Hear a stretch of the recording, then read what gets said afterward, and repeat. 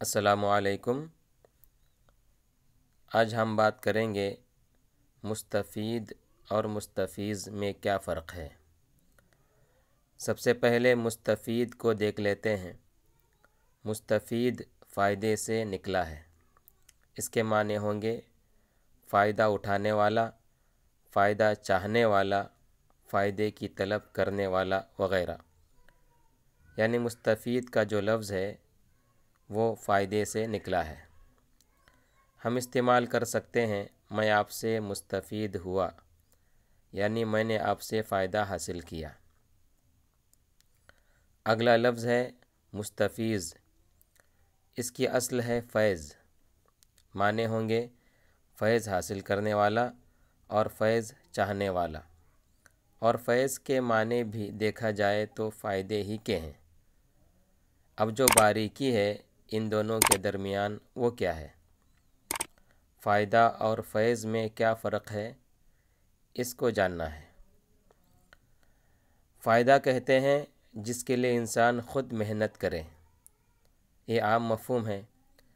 کسی بھی میدان میں آدمی محنت کرتا ہے تو اسے اس کا فائدہ حاصل ہوتا ہے۔ اور فیض کہتے ہیں جو دوسروں سے حاصل ہو، جیسے کہ بزرگوں کا فیض حاصل ہوا۔ جلسوں میں ہم کہتے ہیں کہ فلاں مولانا صاحب تشریف لائیں اور اپنے خطاب سے ہم سب کو مستفیض فرمائیں، یعنی اپنے علم اور اپنے تجربے سے ہم سب کو فیض پہنچائیں۔ یعنی ایک طرح سے کہہ سکتے ہیں کہ فیض یعنی برکت پہنچائیں۔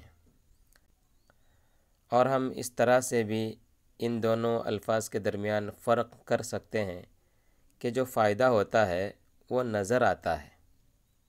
مثال کے طور پر آدمی محنت کرتا ہے، کوئی کام کرتا ہے، تو شام کے وقت اس کے ہاتھوں میں اس کی مزدوری ہوتی ہے، یعنی اس کا فائدہ اس کو نظر آ رہا ہے۔